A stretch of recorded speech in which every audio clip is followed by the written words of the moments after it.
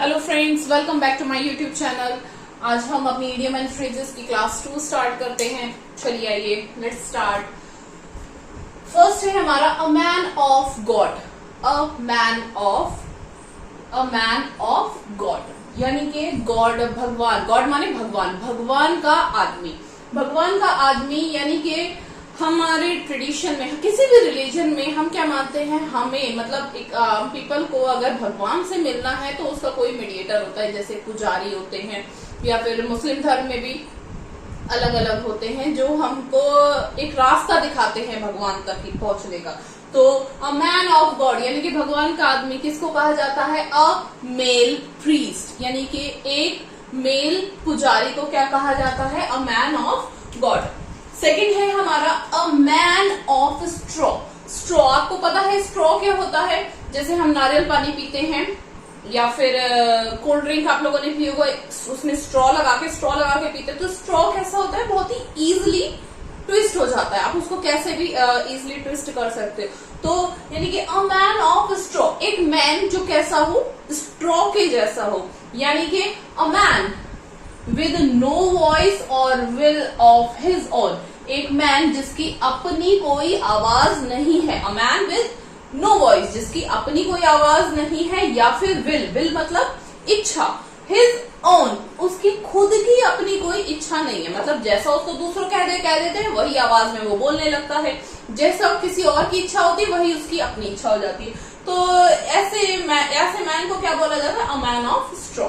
Third है a match made in heaven, एक match जो किस में बना है?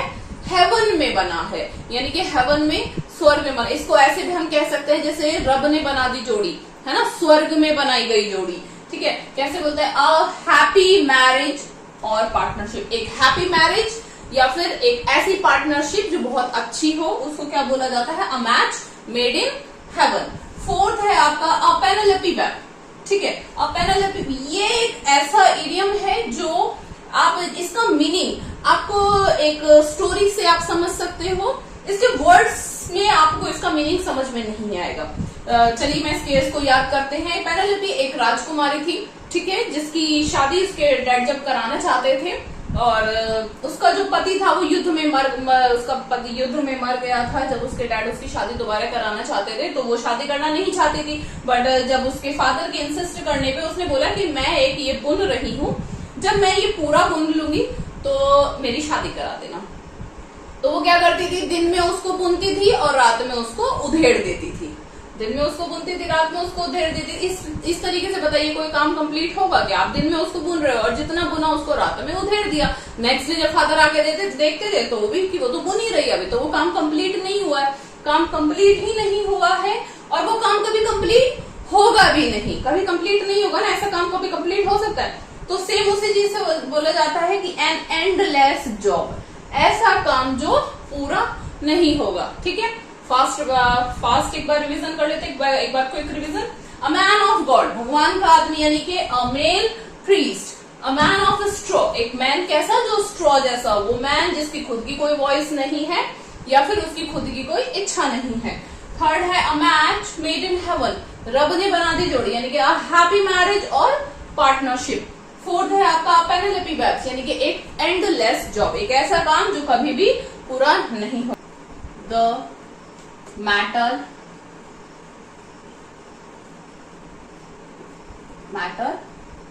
वर्स। ओके, देखिए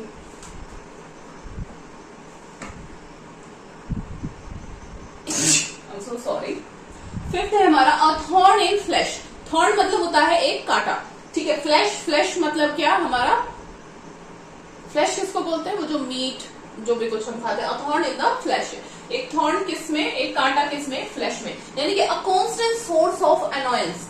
अनोयंस मतलब गुस्सा, इरिटेशन, एक कांस्टेंट। जैसे आपने कभी कभी खाना खाते हुए कुछ दांत में फंस जाता है ना, वो निकलता भी नहीं है और इरिटेट आपको करता रहता है और आप वो इग्नोरेबल भी नहीं है। ठीक है, तो अ थॉर्न इन द फ्लैश यानी कि मीट में या किसी आपके फ्लैश में खाना हो, एक थॉर्न, एक कांटा होना, तो वो क्या होता है? A constant source of annoyance, मतलब कोई चीज ऐसी जो आपको कॉन्स्टेंटली परेशान कर रही है। ठीक है। सिक्स है आपका एड फ्यूल टू फायर, आग में घी डालना, हिंदी में बहुत ही ज्यादा फेमस है ये, आग में घी डालना। To make the matter worse, मतलब जो चीज ऑलरेडी खराब है उसको और ज्यादा खराब कर देना। ठीक है, तो ये हो गया हमारे 6 तक। 7th है हमारा all at sea. All at sea, आप समुद्र के पास जाते हो, समुद्र के पास जाते हो, आपको कुछ समझ में नहीं आता। ऑल एट सी मतलब सब कुछ समुद्र पे, यानी कि टोटली कंफ्यूज, टोटली कंफ्यूज। जैसे आप समुद्र के पास गए, भटक गए, कुछ नहीं समझ में आता किधर डायरेक्शन है, कैसे जाना है, कुछ नहीं समझ में आता, तो यानी कि ऑल एट सी, आपको टोटली कंफ्यूजन होना क्या कहलाता है, ऑल एट सी। 8 नंबर है आपका an iron will, an iron will. ठीक है, एन आयरन विल, आयरन क्या होता है आपको पता है, लोहा। विल माने इच्छा, एक आयरन मतलब एक मजबूत इच्छा, यानी कि एक मजबूत इच्छा, लोहे जैसी इच्छा, यानी कि strong, strong willing.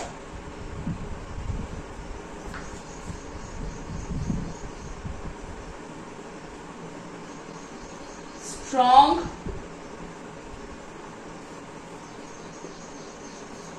Will power, किसी भी चीज को पाने की जब हमारी एक बहुत दृढ़ इच्छा होती है, एक स्ट्रॉन्ग इच्छा होती है, उसको क्या बोलते हैं, एन आयरन विल। चलिए एक बार स्टार्ट करते हैं।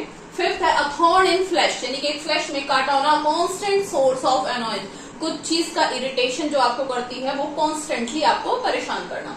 6th है आपका add fuel to fire, fire में फ्यूल डाल देना, यानी कि to make the matter worse, जो चीज ऑलरेडी खराब है उसको और ज्यादा खराब कर देना, to make the matter worse. 7th number है ऑल एट सी, सी पे जाके इसका कैसा लगता है, एकदम कंफ्यूज हो जाता है, यानी कि टोटली कंफ्यूज।